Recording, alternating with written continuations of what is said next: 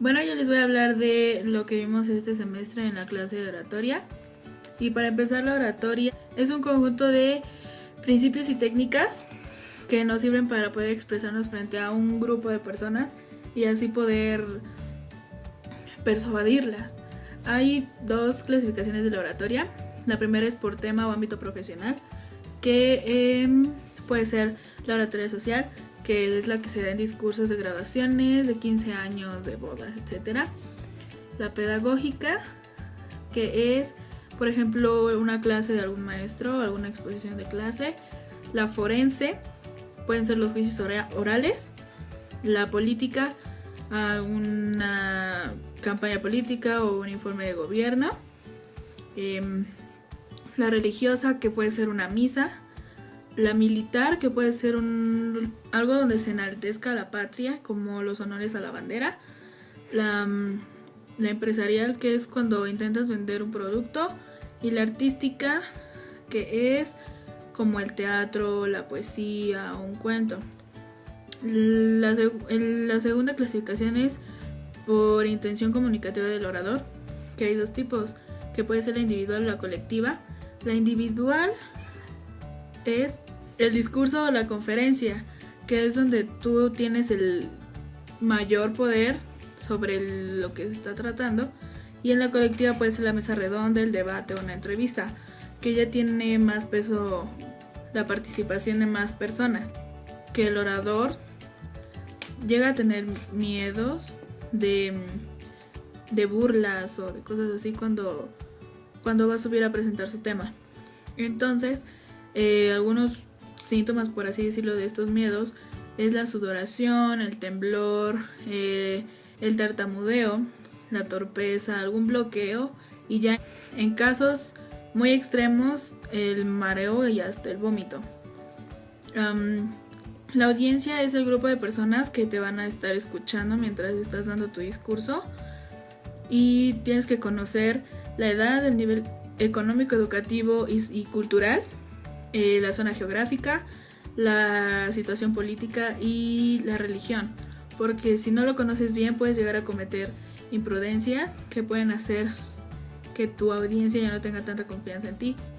Tu comportamiento durante el discurso varía y depende de muchas cosas, por ejemplo de la hora, del contexto, del clima, del lugar y de la atmósfera donde estés.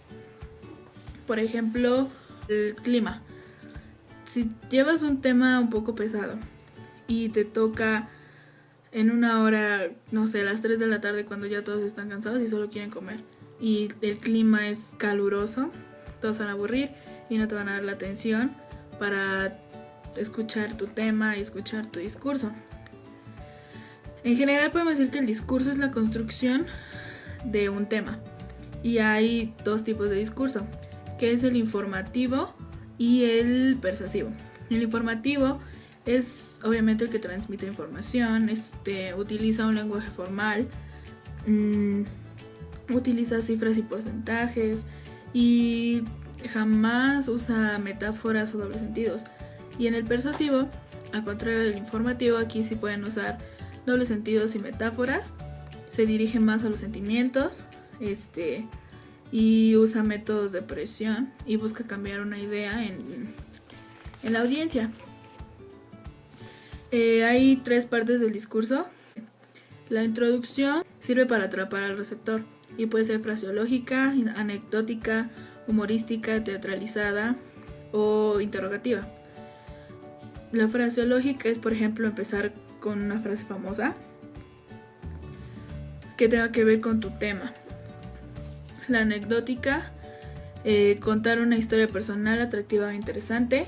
La humorística, algún chiste de acuerdo al tema. La teatralizada, actuar un poco tu introducción sin salirte del tema. La interrogativa, preguntas a la audiencia antes de comenzar para crear interés.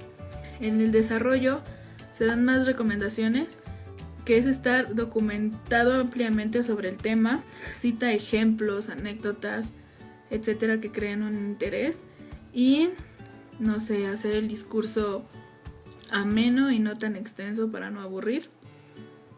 Y en el cierre También puede ser fraseológico, con una respuesta del público, solo agradeciendo, o puede ser mixto.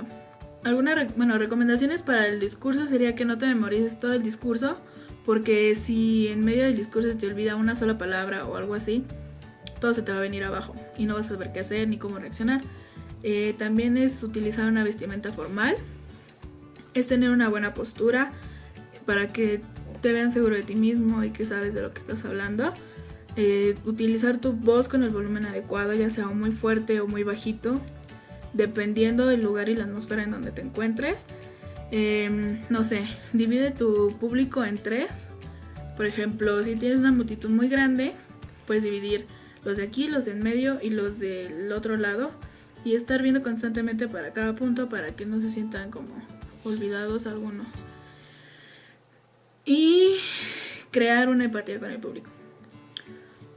El contacto visual es muy importante. Hay estudios que dicen que en tu discurso solo el 7% es lenguaje verbal. El otro porcentaje, que sería el 93%, es corporal. Entonces, pues nos da a entender que aunque estés muy informado y tengas todo el conocimiento del mundo, si no te mueves bien, si no muestras cierta seguridad con tus acciones o con tus movimientos, no vas a decir nada y no vas a crear ningún impacto. Entonces es muy importante el lenguaje corporal. Aparte que con el lenguaje corporal puedes saber muchísimas cosas. Un ejemplo sería saber cuando alguien te miente. Por ejemplo, hay contacto visual excesivo, te desvía la mirada después de mentir y luego te la regresa para ver si te creíste todo lo que te dijo. Pone su mano sobre la frente o sobre los ojos. Cuando miran a la izquierda es que están creando una historia, y cuando miran a la derecha es que están recordando un suceso. Y también cubrieron la boca, es signo de que miente. Después tenemos que la entrevista es un instrumento de comunicación oral que se da entre 2 o más personas, que está formado por el entrevistado y el entrevistador. Y este tiene el fin de conocer más información sobre el entrevistado o sobre algún punto de vista acerca de un tema en específico. Y se compone por presentación, preguntas y conclusión. En la presentación, obviamente, es presentar al entrevistado, presentar antecedentes, logros, objetivos, etc. En el área de preguntas es todo el cuerpo, todo el desarrollo, todo lo que le vas a preguntar sobre el tema que escogiste. Y en la conclusión es un resumen general de toda la entrevista, un agradecimiento al entrevistado y obviamente la despedida. Hay 5 tipos de preguntas, que es la abierta, cerrada, de sondeo, de comentario, de hipótesis. En la abierta la respuesta es libre. Por ejemplo, el ¿qué opinas de? En la cerrada es una respuesta limitada. Por ejemplo, ¿cuántos años tienes? En la de sondeo es cuando quieres indagar más una respuesta. Por ejemplo, preguntar por qué de todo.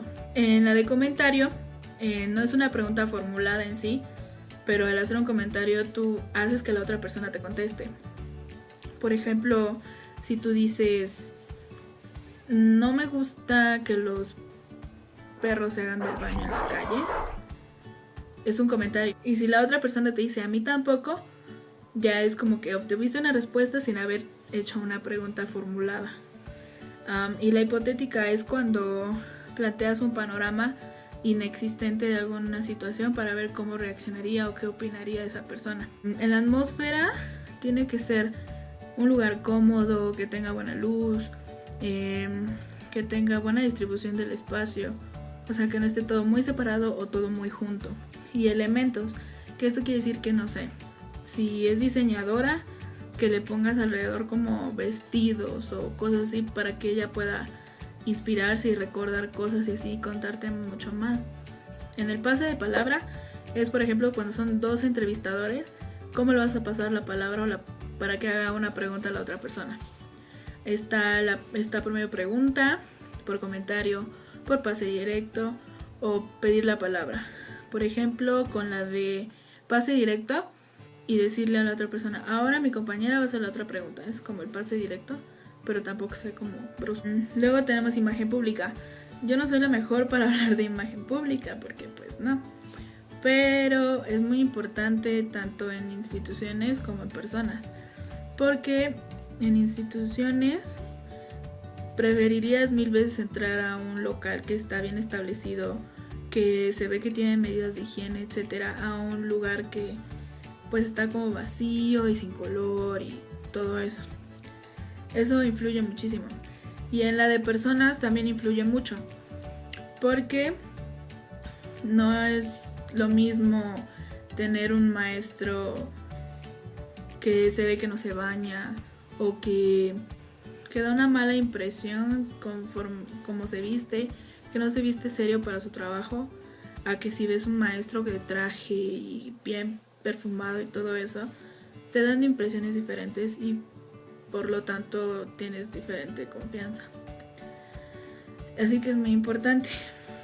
Y el último tema es debate. El debate es cuando tienes un tema en común con otras personas pero tienen ideas diferentes. Entonces tú lo que tienes que hacer es defender tu idea y defender todo lo que piensas mediante argumentos. Un argumento es darle validez a una idea, es lo que sostiene tu idea. ¿Cómo se argumenta? Tienes que tener autores, teorías, libros, gráficas, números, lo que sea que respalde tu argumento. Si el tema es de aborto y tú dices que el 52% de las mujeres que abortan mueren en el proceso, tú tienes que tener pruebas de lo que estás diciendo para que vean que es verídico y que no lo estás inventando. Que hay 3 cosas que se dan en el debate mientras estás dando tus argumentos, que es la respuesta, el ataque y la defensa. En la respuesta tú tienes que argumentar tu postura, o sea, el por qué piensas esto. En el ataque tienes que tener bien identificados los puntos débiles de la otra persona y de tus argumentos para poder atacar y poder y ya, ¿no? Y en la defensa tienes que tener un punto específico, o sea, y no tienes que decir otra cosa que no sea tu idea, porque si no de ahí se agarran. Y también tienes que tener serenidad y controlarte, porque en el debate el que se enoja pierde. Y pues creo que eso es todo. Si me faltaron temas, perdón, pero es que es lo único que tengo. Y pues ya, gracias.